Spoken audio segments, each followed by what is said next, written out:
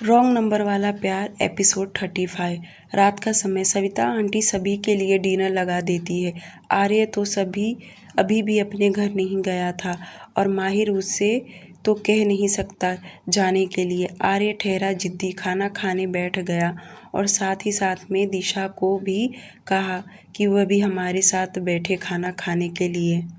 दिशा का तो मन नहीं था कि वह खाना सबके सामने बैठकर खाए, क्योंकि काफ़ी टाइम से वह अपने रूम में ही खाना खा रही थी और माहिर के सामने तो उसे बहुत ज़्यादा ऑकवर्ड फील होने लगा था और बार बार आर्य उसे न जाने कितने सारे सवाल किए जा रहा था।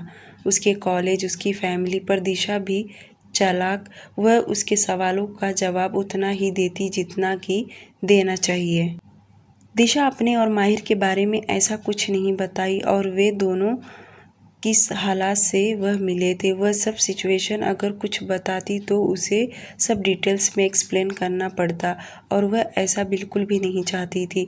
डाइनिंग टेबल पर शांति का माहौल बना था। आर्य चोर नज़रों से कभी माहिर को तो कभी दिशा को देख रहा था। फिर जानबूझकर उसने दिशा से कहा, वैसे तुम अकेले घर में बोर नहीं होती हो? ये सुन दिशा ने आर्य को जवाब दिया, बिल्कुल नहीं, क्योंकि आधा समय तो मेरा कॉलेज में चला जाता है, फिर उसके बाद अपनी स्टडी करने लगती हूँ, तो कैसे टाइम चला जाता मुझे भी नहीं चलता। उसकी बातें सुन आर्य ने अपना सिर हिला दिया और फिर कुछ सोचते हुए कहा, अगर तुम्हें स्टडी में कोई दिक्कत आता होगा तो तुम मेरी हेल्प ले सकती हो, क्योंकि मैं 2 साल पहले ही ग्रेजुएशन पास किया हूँ और अब डैड और माहिर भाई के साथ कंपनी ज्वाइन कर लिया हूँ और मेरे जो बड़े भाई हैं वह तो यहाँ है ही नहीं। आर्य के कहने पर दिशा ने अपना सिर हाँ में हिला दी और वे दोनों अपनी स्टडी को लेकर थोड़ा डिस्कशन करने लगे। वहीं माहिर को उन्होंने पूरी तरह इग्नोर कर दिया था। माहिर खाना तो खा रहा था पर कंटिन्यू उसका पूरा फोकस उन दोनों पर ही था। माहिर का मन हो रहा था कि वह दोनों को डांट लगाए कि खाने के वक्त इतना बड़बड़ ना करे, पर कुछ सोचकर वह चुप रहने में अपना भलाई समझा। माहिर जल्दी से खाना खाकर उठ खड़ा हो गया और अपने कमरे में जाने के लिए मुड़ा, पर कुछ सोचकर फिर पीछे देख कहा, आर्य खाना खाकर जल्दी घर चले जाना, वरना मैं आंटी को कॉल करके बता दूंगा। मैं नहीं चाहता वह परेशान हो। आर्य थोड़ी देर में खाना खाकर वहाँ से चला गया। उसके जाने के बाद दिशा टेक्स्ट बुक लेकर लिविंग एरिया में बैठकर स्टडी करने लगी। इस वक्त लिविंग एरिया में कोई नहीं था। सविता आंटी किचन का काम कर रही थी। माहिर अपने कमरे से बाहर निकला और जैसे उसकी नज़र ऊपर से नीचे लिविंग एरिया में गया तो वह देख सकता था कि दिशा चुपचाप बैठकर अपनी पढ़ाई में मग्न थी। उसको इस तरह से पढ़ाई करता देख माहिर को भी अच्छा लग रहा था। माहिर ने अपने मन में ठान लिया था कि इन भाई बहन का पढ़ाई का पूरा खर्चा वह खुद उठाएगा और उन दोनों को एक दिन अच्छा और कामयाब इंसान बनाकर ही रहेगा। यही सोचकर कमरे में जाने लगा। वापस वह रुक दिशा को देखने लगा। वह इस वक्त अपना एक हाथ गाल पर लगा तो दूसरा हाथ टेक्स्ट बुक लेकर एकदम सीरियस होकर बुक में नज़र गड़ाई थी। उसकी मासूमियत को देख माहिर उसमें खो रहा था। वह 5 मिनट लगातार उसे घूर कर देखते रहा, कभी उसके हाथ को तो कभी उसके बाल को तो कभी उसके पैर को बहुत बारीकी से स्कैन कर रहा था। अचानक से उसे उस रात होटल का सीन याद आने लगा जब यह दोनों होटल में इंटीमेट हुए थे। दिशा किस तरह से उसके साथ मिलकर पूरा साथ दे रही थी। वह कुछ ज़्यादा ही वाइल्ड हो गई थी। माहिर को यकीन नहीं हो रहा यह वही दिशा है। उस दिन कुछ अलग थी, आज कुछ अलग है, पर जो भी हो उसकी सारी रिस्पॉन्सिबिलिटी उसने खुद लिया था।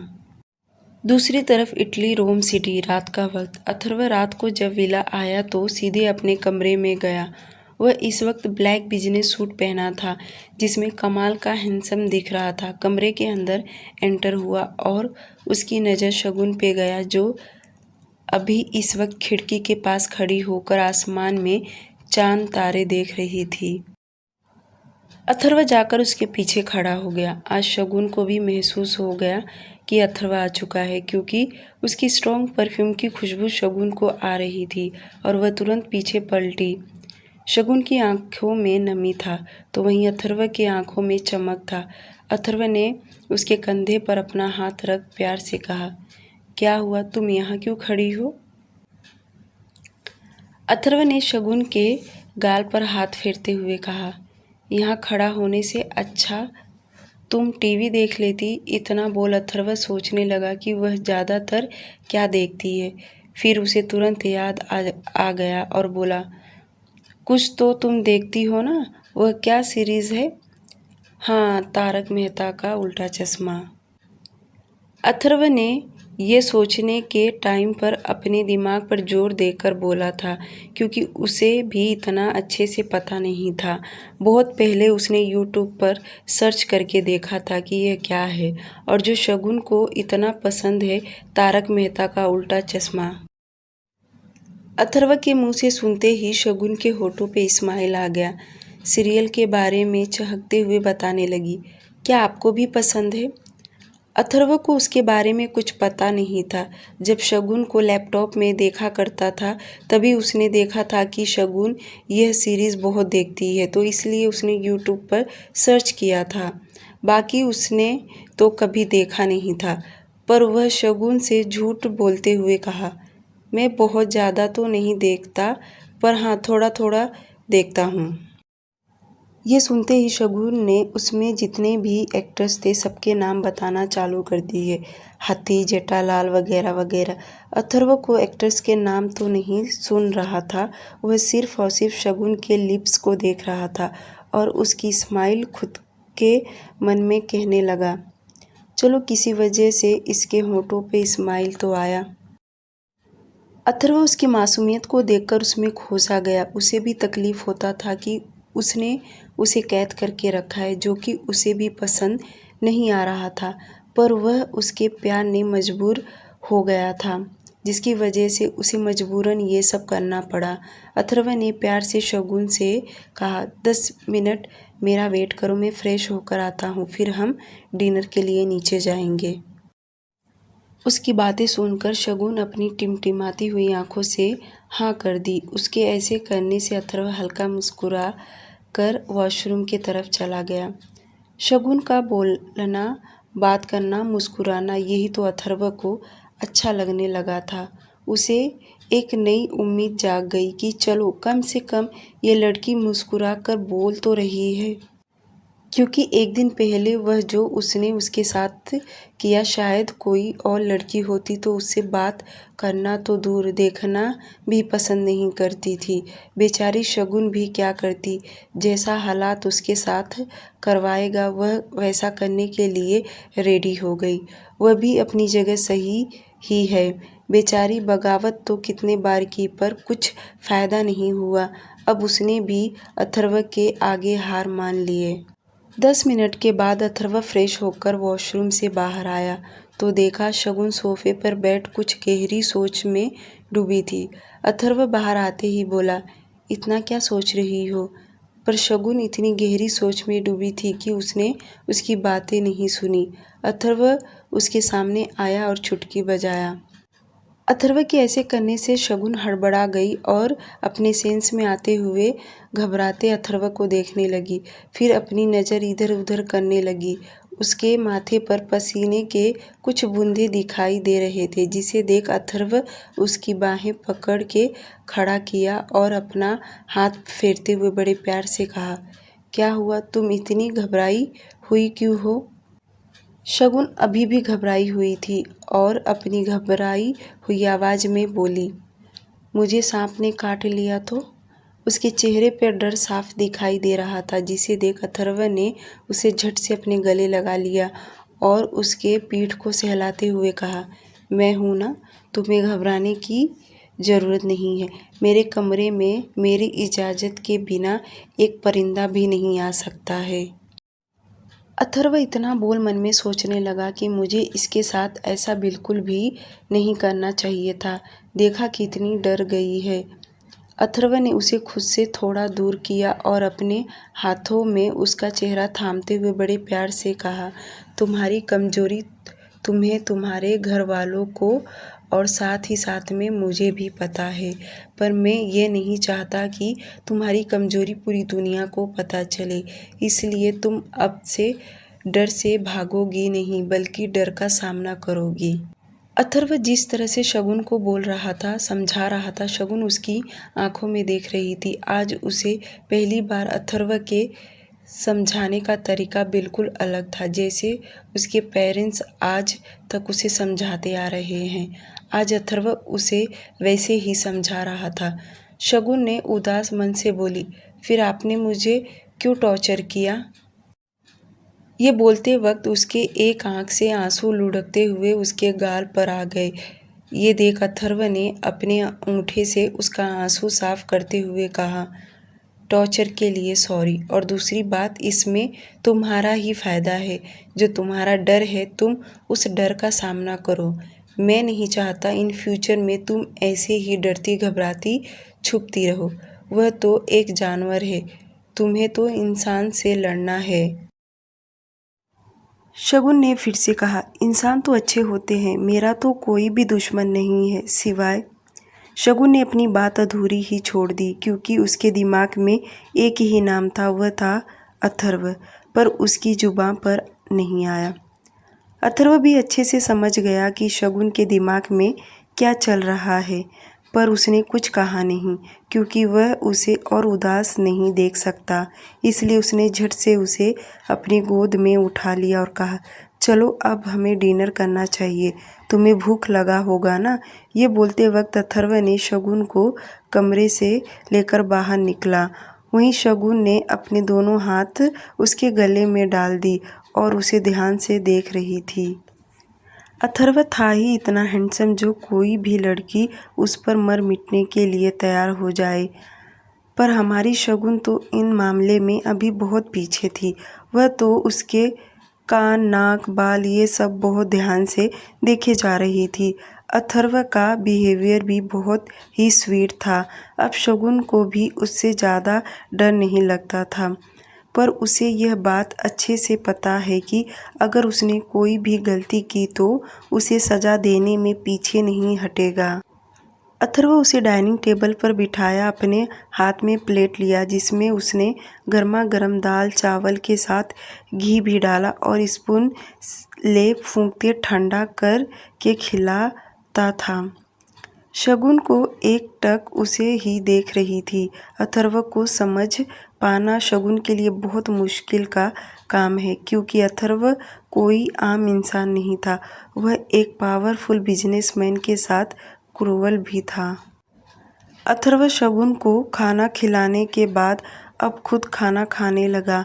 अथर्व को पता था कि शगुन नॉनवेज नहीं खाती, इसलिए उसने उसे सोफे पर जाने के लिए कहा और वह सोफे पे जाकर बैठ गई और अथर्व नॉनवेज खाने लगा। शगुन बड़े वाले सोफे पर बैठी थी और वह इस वक्त एंटोनियो को देख रही थी जो कि लिविंग एरिया में एक साइड में बैठ के कुछ नोट कर रहा था। शगुन एंटोनियो को ध्यान से देख रही थी कि तभी उसे याद आया कि एंटोनियो हिंदी का क्लास ले रहा है, तो उसे थोड़ा मस्ती सूझा और उसने एंटोनियो के से बात करने के लिए उठी। उसके पास जाकर उससे पूछी, मैं जो कहूँगी आप वह बोलकर दिखाओगे?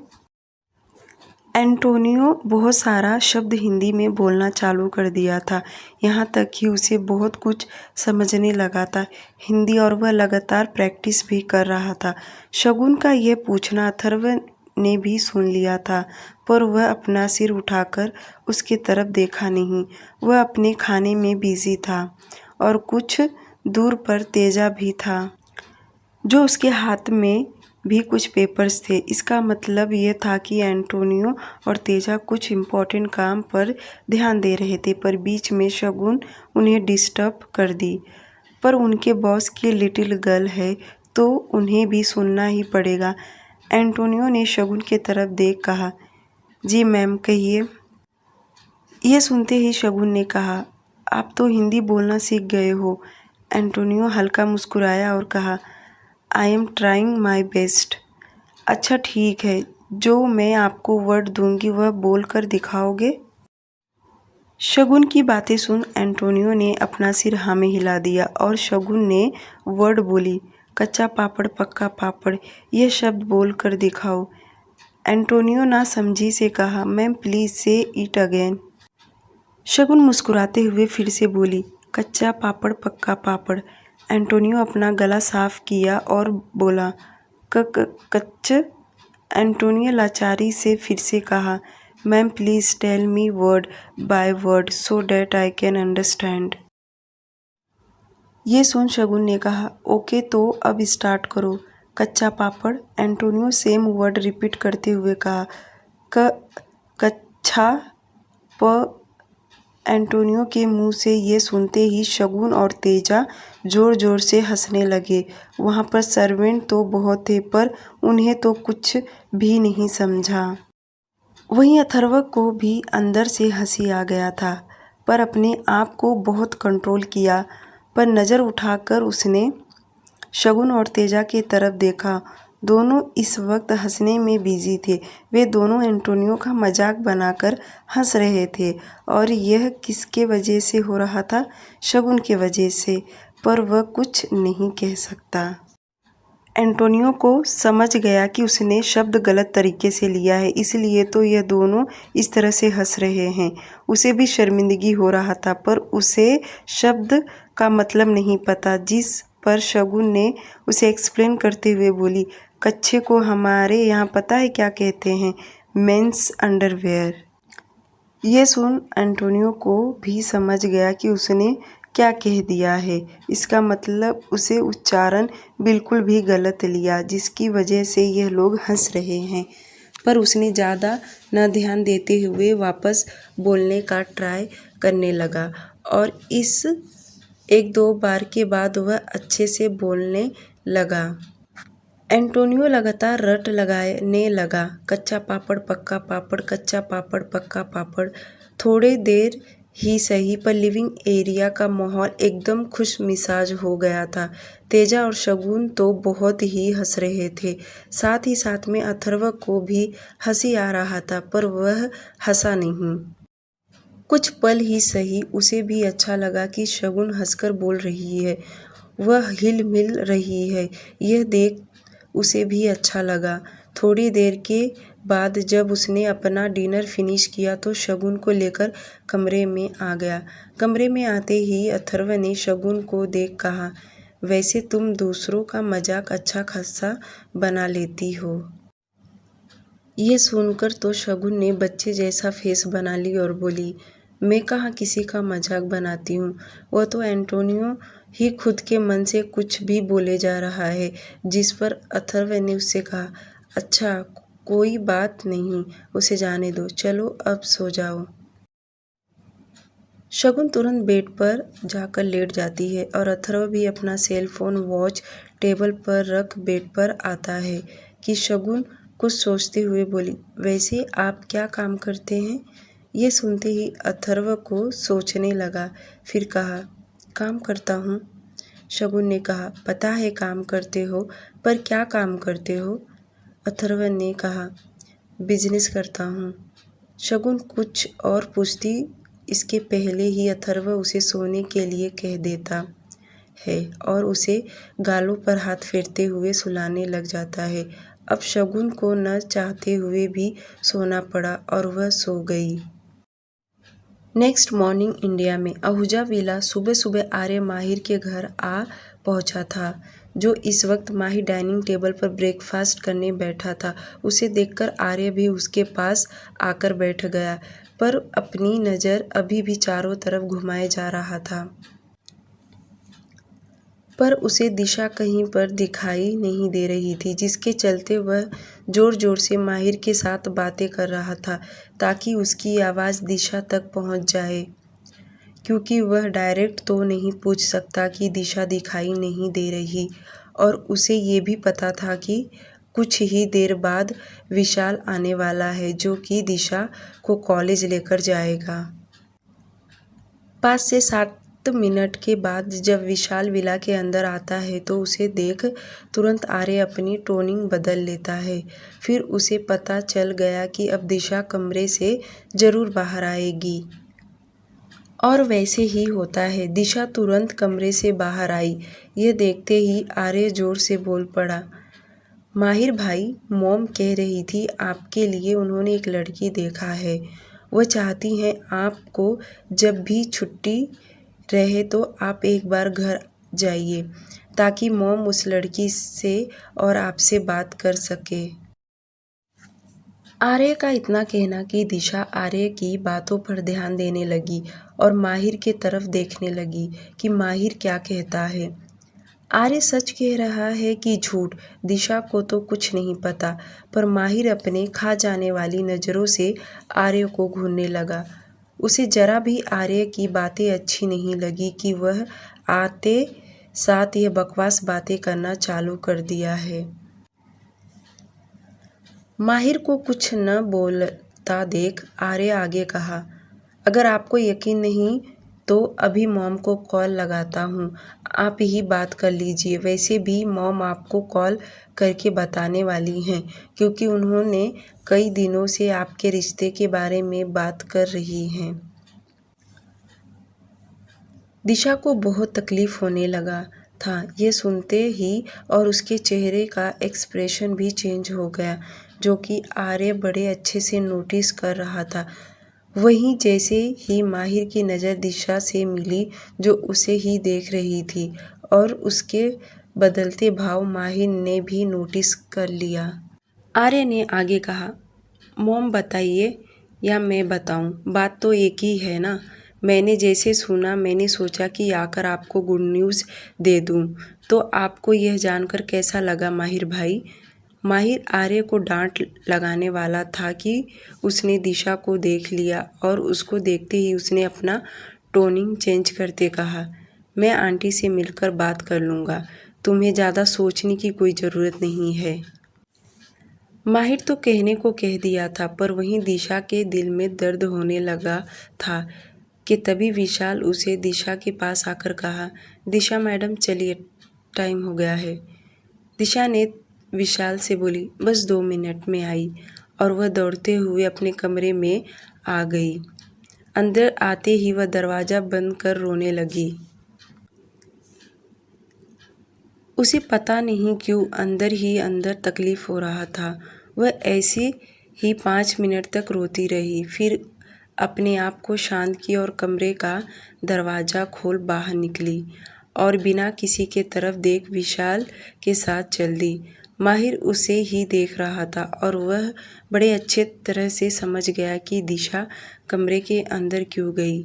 उसके जाते ही माहिर आर्य पर भड़कते हुए कहा, तुम सुबह सुबह ये सब बकवास बातें करने आए हो? माहिर को भड़कता देख आर्य उसे शांत करने लगा और वहाँ से जल्दी से निकलना चाहता था, नहीं तो माहिर सारा गुस्सा उस पर ही निकाल देगा। इसलिए वह जल्दी जल्दी से विला से बाहर निकल गया और बाहर आते ही मुस्कुराने लगा और खुद से कहा, माहिर भाई, शायद मैं जो सोच रहा हूँ वही सही सोच रहा हूँ। वेस्ट बंगाल, कोलकाता। कुछ दिनों से राशि अपने काम में बिजी थी। उसने वीर को सब बात बताकर उसके मन को अच्छा लगने लगा था, क्योंकि जब तक उसने वीर को नहीं बताया था तब तक वह चाहकर भी चैन से सांस नहीं ले पा रही थी। जब से उसने वीर को सारी सच्चाई बता दिया है तब से उसका मन हल्का हो गया था, ताकि आने वाले वक्त में उसके ऊपर कोई ब्लेम ना करे या जाने अनजाने में उससे कोई गलती ना हो। वह कोई भी गलती नहीं करना चाह रही थी। उसे अपनी लाइफ और अपनी फैमिली को लेकर बहुत ज़्यादा डर लग रहा था। जब से फंक्शन ख़त्म हुआ था तब से अनन्या ऑफिस एक बार भी नहीं आई थी, पर वह आज आफ्टरनून में आ टपक गई, जिसे देखकर राशि को फिर से घबराहट होने लगा। वह अपने मन में सोचने लगी, पता नहीं आज अनन्या मैडम क्या कहेंगी और क्या पूछेंगी। वह यही सब सोचकर उसकी बेचैनी होने लगी। उसने जैसा सोची थी वैसा ही हुआ। अनन्या बिना किसी से मिले डायरेक्ट उसके डेस्क पर ही आ पहुंची। राशि तो अनन्या को देखकर अंदर से पूरी तरह घबरा गई। उसे डर लग रहा था कि उसने जो वीर को सच्चाई बता दिया है और वीर सर ने कहीं गुस्से में अनन्या मैडम को चिल्लाया तो नहीं, जो यह डायरेक्ट मेरे पास ही आकर बैठ गई और इस तरह से मुझे देखे जा रही हैं। यही सोचकर वह पूरी तरह घबरा चुकी थी। उसके माथे पर हल्के हल्के पसीने आने चालू हो गए थे। ये देख अनन्या ने उससे पूछा, क्या हुआ राशि? तुम कुछ ज़्यादा ही परेशान लग रही हो, क्या कोई बात है? अनन्या की बातें सुन राशि अपने हाथ की उंगलियों से माथे पर रब करने लगी और शांत आवाज़ में बोली, नहीं अनन्या मैडम, ऐसी कोई बात नहीं है, मैं तो बिल्कुल ठीक हूँ। आप बताइए आपका आना कैसे हुआ? अनन्या ने अपने होठों को आड़ा टेढ़ा करते हुए सोचने लगी, फिर बोली, तुम्हें तो पता है मेरा यहाँ पर आने का मकसद क्या है। राशि ने सोचा कि अनन्या और अपना जो भी कन्वर्जेशन होता है मोबाइल में रिकॉर्ड कर ले कि वह वीर को अनन्या के बारे में और भी सबूत दे सके, क्योंकि उसे ऐसा भी लग रहा था कि कहीं वीर सर उस पर यकीन ना करते हो।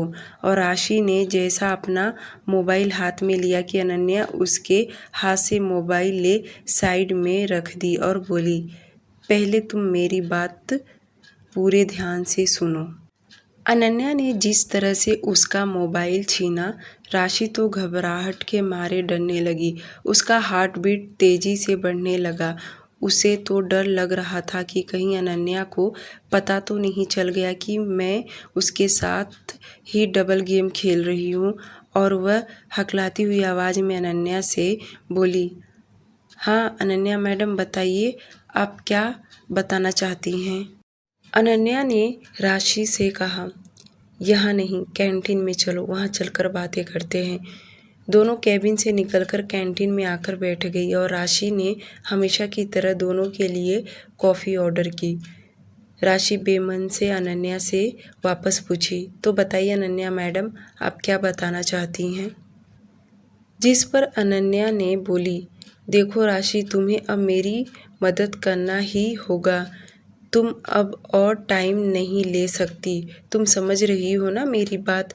अनन्या की बातें राशि बहुत ध्यान से सुन रही थी और कुछ सोचते हुए उसने हाँ भरते हुए बोली, अनन्या मैडम, आप जो कह रही हैं वह मैं करने के लिए तैयार हूँ। आप जब चाहें मुझे बोल सकती हैं। मैं अब अपने आप को पूरी तरह तैयार कर चुकी हूँ। मैं चाहती हूँ कि मैं आपकी मदद करूँ। उन दोनों की कन्वर्जेशन लगभग आधे घंटे तक इसी टॉपिक पर चला और राशि ने अनन्या को पूरा विश्वास दिलाया कि वह उसकी मदद करने के लिए तैयार है।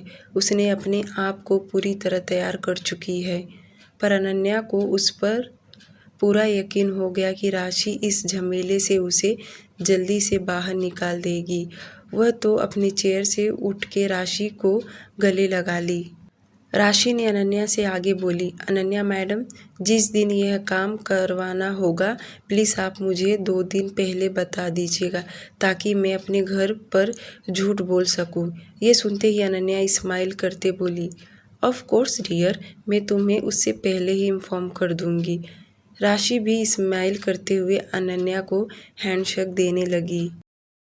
अनन्या ने आगे कहा, अब मुझे चलना होगा ताकि मैं आगे का प्लान अच्छे से कर सकूं। चलो बाय। इतना कहकर अनन्या अपने आँखों पर चश्मा चढ़ा वहाँ से एटीट्यूड में निकल गई। अनन्या के जाते ही राशि का टेंशन बढ़ने लगा। उसने हाँ तो कह दिया था पर उसे समझ में नहीं आ रहा कि वह एक्चुअली करे क्या। सब सोचकर परेशान होने लगी। अचानक से चेयर से उठ खड़ी हुई और तेजी से चलते हुए वीर के कैबिन के पास आकर खड़ी हो गई, क्योंकि वह बता देना चाहती थी कि वीर को कि अनन्या मैडम का प्लान कहाँ तक पहुँच गया है। राशि को डर भी लग रहा था कि उसने हाँ कह दिया है, अब कहीं वीर सर को गुस्सा ना आ जाए। पर उसने हिम्मत करके वीर के कैबिन में आ गई, जो इस वक्त अपने लैपटॉप में काम करने में बिजी था। राशि ने पहले तो वीर से परमिशन मांगी, उसे ज़रूरी कुछ बात करना है। उसको घबराया हुआ देख वीर ने भी हाँ कह दिया और राशि अनन्या के बारे में जो अभी कुछ उसने बातें की वह सब डिटेल्स में बता दी, जिसे सुन वीर को भी यकीन नहीं हुआ कि अनन्या ऑफिस आई और उसे बिना मिले ही यहाँ से चली गई। उसने तुरंत मोहित को बुलाया और कहा कि वह सीसीटीवी फुटेज चेक करे। 15 मिनट में ही मोहित उसे ऑफिस का फुटेज दिखाया, जो कि सच में अनन्या ऑफिस में आई थी और लगभग आधे घंटे में राशि से बातें करके वह जल्दी से यहाँ से निकल गई। वीर यही सोच रहा था कि राशि जो बोली काश यह सब झूठ हो जाए, पर फुटेज देख उसे सच में बहुत बुरा लग रहा था। वीर ने राशि से कहा, तुम अपना काम करो, मैं इन सब से निपटता हूँ। राशि को वीर से और भी बात करना था, उसे और भी कुछ बताना था, पर वीर का चेहरा देखकर उसे समझ गया कि वह इस वक्त काफ़ी गुस्से के साथ परेशान है। उसे कुछ भी बात करना अभी ठीक नहीं रहेगा। राशि तुरंत वहाँ से चली गई। उसके जाते ही वीर ने मोहित से कहा, मोहित, मैं जो तुम्हें काम सौंपने जा रहा हूँ ये बहुत ही जिम्मेदारी वाला काम है और मैं चाहता हूँ तुम इसका पूरा इन्फॉर्मेशन लाकर मुझे दो, ताकि मैं अनन्या का झूठ या सच सबके सामने एक्सपोज कर सकूँ। अगर वह सच्ची है तो मैं राशि को यहाँ से जॉब से हमेशा के लिए निकाल दूँगा, और अगर अनन्या इन सब मामले में मुझे मिली तो आई स्वेर उसकी तो मैं वह दुर्दशा करूँगा कि उसने सपने में भी कभी नहीं सोची होगी। वीर के कहने पर मोहित ने कुछ लोगों को इस काम के लिए लगा दिया, ताकि 24 घंटे अनन्या के ऊपर नज़र रखे कि वह कहाँ जाती है, किससे मिलती है और क्या प्लान कर रही है। उसके घर से निकलने से लेकर रात तक जो भी कुछ करती है वह सारी इन्फॉर्मेशन वह लोग लाकर मोहित को दे। उसमें से एक आदमी ने कहा, हमें कॉन्टैक्ट नंबर यानी उनका मोबाइल चाहिए, ताकि हम लोग उनके नंबर से ट्रेस कर सके और सारी इन्फॉर्मेशन भी निकाल सकते हैं उनका मैसेज, जिससे ये पता चल जाएगा कि वह एक्चुअली सबसे ज़्यादा किससे मिलती हैं। ये सुनते ही मोहित ने कहा, ठीक है, मुझे एक दिन का टाइम दे दो, मैं वीर सर से बात करके तुम लोगों को उनका मोबाइल दिलवा दूंगा। इस पर वह आदमी ने हाँ कहकर चले गए। दो लोग अनन्या के इर्द गिर्द रहकर इन्फॉर्मेशन निकालेंगे तो कुछ लोग दूर रहकर उसकी इन्फॉर्मेशन निकालने वाले थे। मोहित वीर के कैबिन में आकर बताया कि उसने जिन लोगों को काम पर लगाया है उसमें से एक पर्सन ने कहा कि अनन्या मैडम का मोबाइल 1 घंटे के लिए उसे चाहिए, ताकि वह अपने सॉफ्टवेयर में उनका कॉन्टैक्ट से सारी इन्फॉर्मेशन निकाल सकता है, यहाँ तक कि मैसेज, कॉल सभी, कि वह ज़्यादातर किन लोगों से बातें करती हैं। मोहित की बातें सुन वीर ने कहा, ठीक है, मैं किसी दिन देखकर मौका देखकर उसका मोबाइल 1 घंटे के लिए ले लूँगा और उन्हें इस बीच में तुम यह काम कर लेना। इतना कहकर मोहित कैबिन से बाहर चला गया। उसके जाने के बाद वीर अपने चेयर पर बैठ अपनी उंगलियों से अपना सिर दबाने लगा। वह सच में बहुत परेशान नज़र आ रहा था। उसे यकीन नहीं हो रहा कि अनन्या सच में अगर रॉन्ग निकली तो वह क्या करेगा, पर उसका दिल से कहने लगा, शायद ये जो भी हो रहा है ये सब हकीकत ना हो। दूसरी तरफ इटली रोम सिटी, शाम का वक्त। शगुन खुश होकर रहने लगी, क्योंकि उसने अपने लाइफ को एक्सेप्ट कर लिया था कि वह कुछ भी कर ले, वह यहाँ से नहीं निकल सकती जब तक अथर्व ना चाहे। वह यही सब सोचकर अब उसने लड़ना बंद कर दी। देखते देखते शाम से रात ढल गया और जब अथर्व घर आया तो अपने कमरे में सोफे पे बैठा। शगुन उसे देख हल्की स्माइल करते हुए उसके पास गई और आज वह उसके गोद में ही जाकर बैठी और अपने दोनों हाथ उसके गले में डाल दिए। ये देख अथर्व भी थोड़ा शॉक था, क्योंकि अभी तक शगुन हमेशा उससे दूर भागा करती थी, पर आज वह खुद उसके पास चलकर आ रही है। कल से उसके बिहेवियर में बहुत चेंज नज़र आ रहा था, जो कि अथर्व ने भी नोटिस किया था। अथर्व अपने मन में सोचने लगा, शायद डर के वजह से शगुन यह सब कर रही है, उसके तरफ आ रही है। उसे ये भी लग रहा था कि वह जानबूझकर कर रही है। उसका मन तो ऐसा बिल्कुल भी नहीं करेगा, मेरे साथ आकर चिपके। अथर्व ने अपने दोनों हाथ शगुन के कमर पर रख प्यार से देख रहा था और जानबूझकर उससे कहा, मुझे किस करो। ये सुनते ही शगुन हड़बड़ा सी गई। उसे यकीन नहीं हो रहा कि अथर्व उससे किस करने के लिए कहेगा। अगर वह खुद करता तो शायद शगुन कुछ रिएक्ट नहीं करती, पर वह उसे बोल रहा था करने के लिए, जिससे शगुन को बहुत अजीब लगने लगा। अगर कोई और काम कहता तो वह तुरंत करने लग जाती। शगुन गहरी सोच में डूब गई। उसे इस तरह से सोचता देख अथर्व ने कहा, क्या हुआ, इतना क्या सोच रही हो, सिर्फ किस ही तो कहा है करने को। शगुन का दिल तो बिल्कुल भी नहीं कर रहा उसे किस करने को। उसका तो बस चले तो वह एक थप्पड़ जड़ दे उसके गाल पर वह बेचारी मजबूर थी। शगुन ने अपना दिमाग यूज़ करने लगी। वह अपने मन में सोचने लगी, मुझे यहाँ से निकलना है तो यह जो भी कहेगा मुझे वह सब करना ही पड़ेगा। इतना सोचकर हल्का उसके गाल पर किस कर ली। उसने अपने दिल पर पत्थर रख ली थी। वह ऐसा तो कभी नहीं करना चाहती, पर आज वह मजबूरी में कर रही थी। इस तरह से किस करने से अथर्व को यकीन नहीं हो रहा कि सचमुच शगुन ने किस किया। जैसे भी की शुरुआत तो की। अथर्व भी बहुत समझदार था। उसने भी अपनी उंगली उसके होंठ पर इशारा किया। यह इशारा था कि अब उसके होंठ पर किस करे। यह देखते ही शगुन की आंखें फैल गया। उसे तो यही लग रहा था कि अथर्व उसका फायदा उठा रहा है, पर जो भी हो शगुन हार नहीं मानेगी। उसने फिर से अथर्व को होंठ पे हल्का किस कर के अपना फेस दूसरी ओर कर ली, जैसे अथर्व न्यू बॉर्न बेबी हो। डियर लिसनर, आज के लिए सिर्फ इतना ही। प्लीज़ स्टोरी को लाइक और चैनल को सब्सक्राइब कर दीजिए।